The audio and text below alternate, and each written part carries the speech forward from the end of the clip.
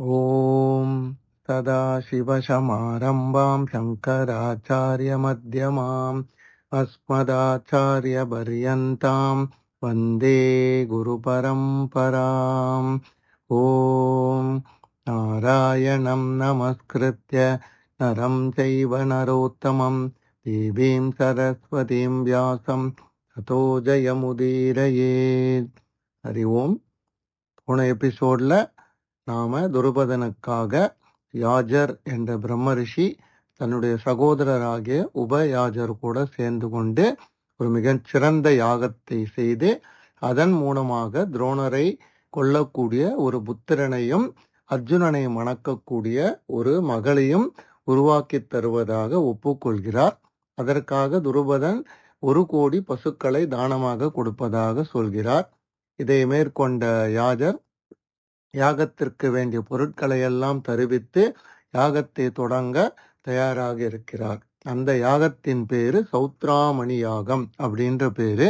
அந்த யாகத்தை அவர் ஆரம்பிச்ச உடனே துருபதனை பார்த்து சொல்றார், இந்த யாகத்தின் மூலமாக நீ எந்த வகையான புத்திரனை விரும்புகிறாயோ அவ்வகையான சிறந்த புத்திமானும் பராக்கிரமும் ஒளியும் மிக்க ஒரு புத்திரன் உண்டாக போகிறான்னு உடனேயே துருபதராஜன் தன் மனத்துல துரோணர் அழிந்து விட்டதாகவே நினைத்து சொல்கிறார்.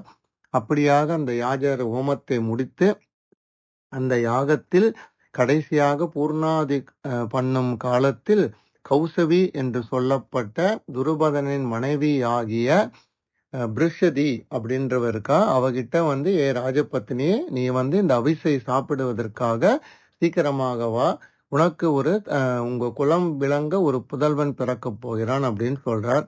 ஆனா அந்த பிருஷதி என்ன பண்றா, அவள் முகத்தில் நிறைய சந்தனங்களை வாசனை திரவியங்களையும் பூசிக்கொண்டிருந்த விட்ட காரணத்தினால் யாஜரிடம் நான் இந்த யாகத்தில் பத்தினியாக இருக்க விருப்பமில்லை என்று சொல்லிடுறா. ஆக்சுவலா என்ன காரணம் அப்படின்னா, அந்த பிருஷதி ஸ்நானம் செஞ்சு சுத்தமாக இல்லை. அந்த காரணத்தினால் யாகத்துல நான் கலந்து கொள்ள முடியாது அப்படின்னு சொன்ன உடனே யாஜர் என்ன சொல்ற, நீ கலந்து கொண்டாலும் கலந்து கொள்ள விட்டாலும் இந்த யாகத்தின் பலன் கண்டிப்பாக கிடைக்க போகிறது அப்படின்னு சொல்லிட்டு அந்த சௌத்ராமணி யாகத்துல அபிஷேகை அந்த அக்னியில் சேர்க்கிறார். அந்த சேர்த்த ஒரு கணத்திலேயே அந்த அக்னியில் இருந்து மத்தியில் இருந்து ஜுவாலையோடு பயப்படத்தக்க உருவத்துடனும் கிரீடம், கவசம், கத்தி, வில், அம்பு இதையெல்லாம் தரித்து கொண்டு தேவனை போல ஒரு ராஜகுமாரன் அங்கேருந்து எழுந்து வரான். அவன் அந்த அக்னியை தாண்டி வந்த உடனேயே ஒரு அசரீரி வாக்கு வானத்துல ஒலிக்கிறது. இவன் துரோணருக்கு சிஷ்யனாக இருக்க போகிறான். அதோடு இல்லாமல் யமனாகவும் பிறந்திருக்கிறான். இந்த ராஜபுத்திரன் பாஞ்சாலர்களுக்கு அவர்களுடைய பயத்தை எல்லாம் போக்கி மிகுந்த புகழை உண்டு பண்ண போகிறான். இவன் துரோணரை வதம் செய்வதற்காக துருபத ராஜாவின் துயரத்தை ஒழிப்பதற்காகவும் பிறந்தவன் அப்படின்னு ஒலிக்கிறது. அந்த ஆகாயத்தில் ஒலித்த அசரீரியானது கண்ணுக்கு தெரியாத ஒரு தெய்வத்தின் மூலமாக ஒலிக்கப்பட்டது. அதை கேட்ட பாஞ்சால தேசத்த மக்கள் எல்லாரும் நன்று நன்று அப்படின்னு ரொம்ப சந்தோஷப்படுறா. இத பண்ணி முடிச்ச உடனே 2வது யாகத்துல அதே அபிஷேக யாஜர் அந்த அக்னியில் விட்ட உடனேயே அங்கிருந்து ஒரு மிக சிறந்த அழகியாகிய பாஞ்சால குமாரி அந்த அக்னியின் மத்தியிலிருந்து எழுந்து வருகிறாள். அவள் பார்ப்பதற்கு கருப்பாகவும் மிகுந்த அழகாகவும் சோபையுடனும் ஸ்ரீதேவியை வேறு நிறத்தில் அக்னியிலிருந்து வந்தா எப்படி இருக்குமோ அப்படி ஒரு உருவம் எடுத்து கொண்டு வருகிறாள். அவள் அந்த அக்னியிலிருந்து வெளியில வந்த உடனேயே ஒரு அசரீரி தேவ காரியத்தை இவள் நிறைவேற்ற போகிறாள். எல்லா பெண்களிலும் சிறந்த இந்த பெண்ணானவள் சத்திரியர்களுக்கு நாசத்தையும் உண்டு பண்ண போகிறாள். இவள் காரணமாக சத்திரியர்களுக்கு பெரிய பயம் வரப்போகிறதுன்னு ஒரு அசரீரி சொல்கிறது. அதை கேட்டு பாஞ்சாலர்கள் எல்லாம் கரகோஷம் எடுத்து சிம்மம் போல கர்ச்சிக்கிறாள். சந்தோஷமாக அந்த பூமி நிரம்பி போகிறது. உடனே துருபதன் என்ன பண்றான், இந்த யாஜருக்கும் உபயாஜருக்கும் தனக்கு மனதிற்கினிய ஒரு மகனும் ஒரு மகளும் பிறந்த காரணத்தினால் அவர்களுக்கு சொன்னபடியே 1 கோடி பசுக்களையும் அதற்கு மேல் சிறந்த தனங்களையும் முத்து, பவழம், தங்கம் போன்ற நகைகளையும் கொடுத்து அவர்களை கௌரவித்து விடுகிறான். அப்படி இருக்கும்போது இங்க இருக்கிற பிராமணர்கள்லாம் என்ன பண்றா, இந்த யாகத்தில் இருந்து வந்த பையனானவன் பயப்படாமல், அதாவது ரொம்ப தைரியமாக திருஷ்டமா இருக்கிறதுனால தியம்னன் எனப்பட்ட பொன்மயமான கவசத்தோடு வந்ததுனால துருபத குமாரன் திருஷ்டித்யும்னன் அப்படின்னு பெயரோ இருக்கட்டும் அப்படின்னு வாழ்த்தரா. இந்த கன்னிகையானவள் கருமையான நிறத்தோடு இருப்பதனால் இவளை கிருஷ்ணை என்ற பெயர் இருக்கட்டும் அப்படின்னு எல்லாரும் சந்தோஷத்தோட அவ 2 பேருக்கு நாமகரணம் பண்றா. அந்த சமயத்துல இந்த பிருஷதி, அதாவது துருபதன் மனைவி என்ன பண்றா, இப்படிப்பட்ட அழகான பையனையும் மகளையும் பார்த்துவிட்டு யாஜரை சரணடைந்து, எக்காலத்திலும் இவர்கள் என்னை தவிர வேறு யாரையும் தாயாக நினைக்க கூடாது, அதன்படி நீங்கள் அருள வேண்டும்னு உடனே அவரும் துருபதன் மேல் உள்ள பாசத்தினால் அப்படியே ஆகட்டும் அப்படின்னு சொல்லிட்டு யாஜரும் உபயாஜரும் கிளம்பி போயிடுறான். இப்ப துருபதனுக்கு பிறந்த இந்த திருஷ்டத்யும்னன் என்ன பண்றான், வேத அத்தியாயனத்தில் மிகச் சிறந்த பராக்கிரமான ஆளாக மாறிவிடுகிறான். அவன் துரோணரிடத்தில் போய் அவரிடத்தில் சிஷ்யராக சேர்ந்து அஸ்திரக்கலைகளை கற்பதற்காக வேண்டுகிறான். அப்பொழுது துரோணர் என்ன பண்ணுகிறார், காலத்தின் கட்டாயத்தினாலும் பின்னால் தனக்கு நேரக்கூடிய விதியை முன்னிட்டு வேற ஒன்றும் சொல்லாமல் அவனை தன்னுடைய சீடனாக அங்கீகரித்துக் கொள்கிறார். அப்படி துரோணரால் அங்கீகரிக்கப்பட்ட திருஷ்டத்யும்னன் எல்லா விதமான அஸ்திர சஸ்திர பயிற்சிகளிலும் தேர்ச்சி பெற்று சிறந்த புதல்வனாக துருபதனுக்கு விளங்கி அந்த ராஜ்யத்தில் சந்தோஷத்தோடு வாழ்ந்து கொண்டிருந்தான் அப்படின்னு வைசம்பாயனர் சொன்ன உடனேயே நம்ம ஜனமேஜயர் என்ன பண்றார், இப்படிப்பட்ட மகனையும் மகளையும் யஜ்யம் மூலமாக பெற்றுக்கொண்ட அந்த துருபதன் எப்படி பிறந்தான், அவனுடைய ஜனனத்தை கொஞ்சம் சொல்லுங்கோ அப்படின்னு கேட்ட உடனே துருபதன் ஜனனமானது சொல்லப்படுகிறது. முன்னொரு காலத்துல பாஞ்சால தேசத்துல ஒரு ராஜா இருந்தார்.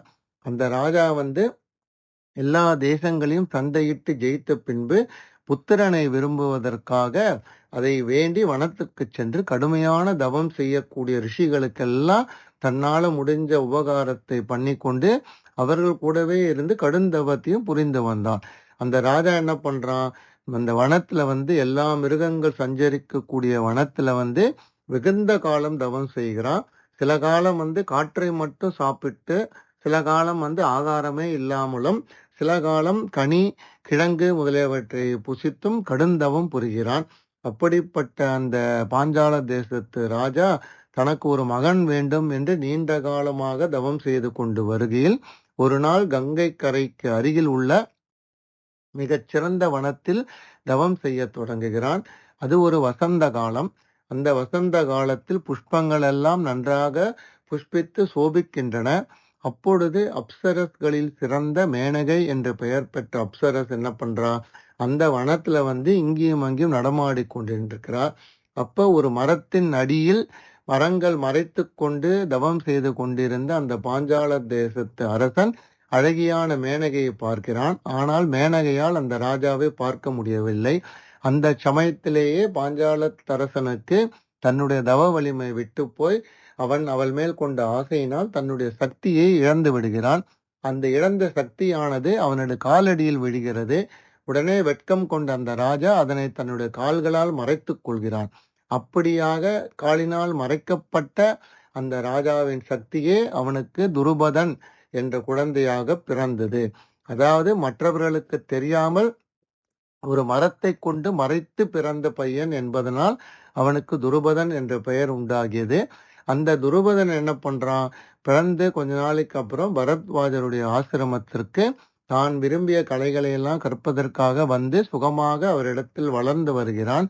அப்பொழுது அந்த ஆசிரமத்தில் இருந்த துரோணரோடு மிகுந்த சிநேகம் கொண்டு துரோணரிடத்தும் இருந்து மிகுந்த கலைகளை கற்றுக்கொள்கிறான். ஏன்னா துரோணர் ஏற்கனவே அக்னிவேஷர் என்ற குரு கிட்டேந்து மிகுந்த அஸ்திர சஸ்திரங்கள் எல்லாம் கற்றுக்கொண்டிருக்கிறார்.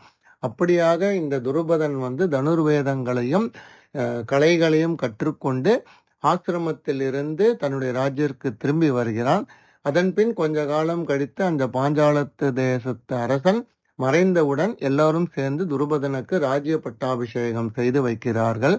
அப்படி ராஜ்ய பட்டாபிஷேகமான துருபதன் சந்தோஷமாக ஆண்டு கொண்டு வரும்பொழுதுதான் இந்த துரோணர் அவன் மேல் உள்ள ஸ்நேகத்தினால் அவன் அரசவையில் நட்பு பாராட்ட துருபதன் அவரை அவமானப்படுத்தி அனுப்பிவிட்டான் என்பது நம்ம எல்லோருக்கும் தெரிந்த கதையே அப்படின்னு வைசம்பாயனர் முடிக்கிறார். இப்ப அஸ்தினாபுரத்துல இந்த கௌரவர்களும் பாண்டவர்களும் மிகுந்த வளர்ச்சியோடும் சந்தோஷத்தோடும் வாழ்ந்து கொண்டிருக்கிறார்கள். ஆனால் இந்த கௌரவர்களுக்கு பாண்டவர்கள் மேல், குறிப்பாக அர்ஜுனன் மற்றும் பீமன் மேல் மிகச்சிறந்த விரோதம் உண்டாகிறது. ஏன்னா அவர்கள் பராக்கிரமசாலியாகவும் பலசாலியாகவும் இருப்பதால் எப்பொழுதும் அவர்களால் தங்களுக்கு ஆபத்து உண்டாகும் என்ற கவலையினால் அவர்கள் எப்பவுமே பேர்ல விரோதம் பாராட்டி கொண்டிருக்கிறார்கள். அப்படி அங்கு இருக்கக்கூடிய கௌரவ பாண்டவ புத்திரர்களில் மூத்தவனான யுதிஷ்டர் அந்த ராஜ்யத்தை பரிபாலிப்பதிலும் நீதி சாஸ்திரங்களை எடுத்து உரைப்பதிலும் மிகச்சிறந்த முறையில் திருதராஷ்டிரனுக்கு உதவியாக இருந்து வருகிறார். அப்படிப்பட்ட யுதிஷ்டருக்கு யுவராஜ பட்டாபிஷேகம் செய்ய கருதி திருதராஷ்டிரன் முடிவு செய்த போது சில பல காரணங்களால் அதை செய்ய முடியாமல் போய் ஒரு வருடம் கழித்து அவன் மறுபடியும் யுதிஷ்டருக்கு யுவராஜ பட்டாபிஷேகம் செய்து வைக்கிறான். அப்படி யுவராஜனாக பட்டாபிஷேகம் செய்யப்பட்ட குந்தியின் புத்திரராகிய யுதிஷ்டிரர் தன்னுடைய வினயத்தினாலும் ஒழுக்கத்தினாலும் சாந்த குணத்தினாலும் அவருடைய தகப்பனாராகிய பாண்டுவின் கீர்த்தியே மறைக்கும் அளவுக்கு புகழ்பெற்று விடுகிறார். அந்த யுதிஷ்டருக்கு பாண்டுவின் புத்திரனாகிய பீமசேனன் எல்லாவித கத்தி சண்டையிலும் கதாயுதத்திலும் ரத யுதத்திலும் எப்பொழுதும் பலராமரிடம் சிக்ஷை பெற்று கொண்டு அதன்பின் மிகுந்த பராக்கிரமத்தோடு தன்னுடைய சகோதரராகிய யுதிஷ்டருக்கு கட்டுப்பட்டு அவருக்கு உதவியாக இருந்து கொண்டிருக்கிறான். அதே சமயத்தில் அர்ஜுனன் என்ன பண்றான்? துரோணரோடு தான் கற்றுக்கொண்ட கலைகள் எல்லாம் மேலும் விருத்தி செய்து கொண்டு எல்லாவித பானங்களையும் மிகுந்த சாமர்த்தியத்தோடும் விரைவாகவும் செலுத்தக்கூடிய ஆற்றலை பெற்றுக்கொண்டு இந்த உலகத்திலேயே அவனைப் போல ஒரு வில் வீரன் இல்லை என்று சொல்லும் அளவுக்கு பராக்கிரமத்தோடு இருந்து கொண்டிருக்கும் சமயத்தில் ஒரு நாள் அந்த திருதராஷ்டிரன் அரசவையில் துரோணர் என்ன பண்றார்? எல்லார் முன்னிலையும் அர்ஜுனனுக்கு பற்றி சில வார்த்தைகளை சொல்கிறார். அவர் சொல்றார், அர்ஜுனனே, நான் அக்னிவேஷ்யர் என்று மிகுந்த புகழ்பெற்ற ஒரு குரு கிட்ட தனுர்வேதத்துல அவர்கிட்ட நான் சிக்ஷை எடுத்துட்டேன். அந்த அக்னிவேஷ்யர் யார் அப்படின்னா அகஸ்தியருடைய சிஷ்யராக அவர் இருந்தார். நான் அக்னிவேஷ்யரிடம் இருந்து வேதங்களை மட்டும் கற்றுக்கொள்ளவில்லை, நான் வில் அம்பு பிரயோகம் செய்வதிலும் அஸ்திர பிரயோகத்திலும் சாஸ்திர பிரயோகத்திலும் அவரிடமிருந்து கற்றுக்கொண்டேன். அப்படிப்பட்ட அந்த அக்னிவேஷர் என்ன பண்ணார்? ஒரு நாள் தன்னிடத்தில் இருக்கக்கூடிய வஜ்ராயுதம் போன்ற பிரம்மசிரஸ் என்ற பெயர் பெற்ற ஒரு மிகச்சிறந்த அஸ்திரம் இருந்தது. அந்த அஸ்திரமானது இந்த பூமி முழுவதையும் தகித்து அழிக்கக்கூடிய சக்தி பெற்றது. அதை என்கிட்ட கொடுத்து இந்த அஸ்திரத்தை பெறுவதற்கு பரத்வாஜரின் புதல்வனாகிய துரோணரே, நீதான் சரியான வீரன், ஆனால் எனக்கு ஒரு வாக்கு செய்து கொடுக்க வேண்டும். இந்த அஸ்திரத்தை எக்காரணத்தை கொண்டும் மனிதர்கள் மேல் செலுத்தக்கூடாது. ஏன்னா மனிதர்கள் ரொம்பவும் பலவீனமானவர்கள். ஆனால் அதை தவிர தேவர்களோ அரக்கர்களோ ராட்சசர்களோ கந்தர்வர்களோ வேறு யாராயிருந்தாலும் அவர்கள் மேல் இந்த அஸ்திரத்தை நீ பிரயோகம் செய்யும் பட்சத்தில் அவர்கள் உடனடியாக அழிக்கப்படுவார்கள் அப்படின்னு சொல்லிட்டு எனக்கு கொடுத்தார். அப்படிப்பட்ட அக்னிவேஷரால் எனக்கு கொடுக்கப்பட்ட இந்த பிரம்மசிரஸ் என்ற அஸ்திரத்தை இப்பொழுது நான் உனக்கு கொடுக்க போகிறேன். அதற்கு பதிலாக நீ எனக்கு ஒரு பிரதிக்கை செய்து கொடுக்க வேண்டும்னு கேட்கிறார். அர்ஜுனன் குரு கேட்ட உடனே என்ன ஏதுன்னு கேள்வியே கேட்காம உடனடியாக நான் உங்களுக்கு குரு தட்சிணையாக ஒரு சத்தியம் செய்கிறேன்னு சொல்றான். இப்ப துரோணர் சொல்றார், இந்த அஸ்திரத்தை பெற்றுக்கொண்டு பிற்காலத்தில் நான் போரிடும் பொழுது எனக்கு எதிராக நீ போரில் போராட வேண்டும் அப்படின்னு ஒரு சத்தியத்தை எனக்கு பண்ணி கொடுன்ன உடனே அர்ஜுனன் உடனடியாக எல்லோர் எதிரிலையும் துரோணரிடத்தில் அந்த சத்தியத்தை பண்ணி கொடுக்கிறான். உடனே துரோணர் மகிழ்ந்து அவனை அணைத்து கொண்டு, இந்த உலகத்திலேயே உன்னை போல சிறந்த வில்வீரன் இருக்க மாட்டான் என்று நான் சொன்னேன், உன்னை தவிர வேறு ஒருவன் இருக்க மாட்டான்னு சொன்னேன், அது ரெண்டுத்தையும் நான் இப்ப நிறைவேற்றிட்டேன். இன்ஃபேக்ட் நீ என்னை விட மிகச்சிறந்த வீரன், என்னை விட நீ போர்க்களத்துல வில் வித்தியில மிக சிறந்தவனாக இருக்கிறாய் அப்படின்னு சொல்லிட்டு அந்த பிரம்மசிரஸ் என்ற அஸ்திரத்தின் மந்திரத்தையும் அதை பிரயோகிக்கும் முறையையும் அர்ஜுனனுக்கு முறையாக சொல்லி கொடுக்க எல்லோர் முன்னிலையும் அவன் அதை பெற்றுக்கொள்கிறான். இப்ப துரோணர் என்ன சொல்றார் அர்ஜுனன் கிட்ட? இதுவரைக்கும் நான் உங்ககிட்ட ஒரு வாக்கு கொடுத்திருந்தேன், அதாவது இந்த உலகத்துல உன்னை தவிர மிகச்சிறந்த வீரனாக ஒருவனை காட்ட மாட்டேன், உருவாக்க மாட்டேன், அப்படின்னு சொல்லி ஒரு சத்தியம் பண்ணி கொடுத்திருந்தேன். ஆனா இப்ப நான் உனக்கு ஒரு விஷயத்த சொல்ல போறேன். அதாவது யாதவ குலத்தில் பிறந்து இந்த உலகத்தையே காத்து ரட்சிக்கக்கூடிய பகவானும் கம்சனையும் காளியனையும் வதம் செய்தவரும் தாமரை மலர் போன்ற கண்களை உடையவருமான பகவான் ஒருவர் தான் இந்த உலகத்திலேயே உனக்கு மேற்பட்டவர். அவர் ஒருத்தரால்தான் உன்னை ஜெயிக்க முடியும். அவருடைய அஸ்திரங்களை உன்னால் எதிர்க்க முடியாது. ஆகையால் அந்த ஒரு விஷயத்துல நான் உங்ககிட்ட இருந்து சொல்லத தவறிவிட்டேன் அப்படின்னு சொல்லிட்டு அப்படிப்பட்ட பகவான் ஆகிய கிருஷ்ணரை பற்றி மிகவும் ஸ்லாகித்து நிறைய விஷயங்களை சொல்கிறார். அப்படி அவர் பகவான் கிருஷ்ணனை பற்றி எப்படி உயர்ந்து சொன்னார் என்ற விஷயங்களை நாம் அடுத்த எபிசோடில் பார்க்கலாம். ஹரி ஓம்.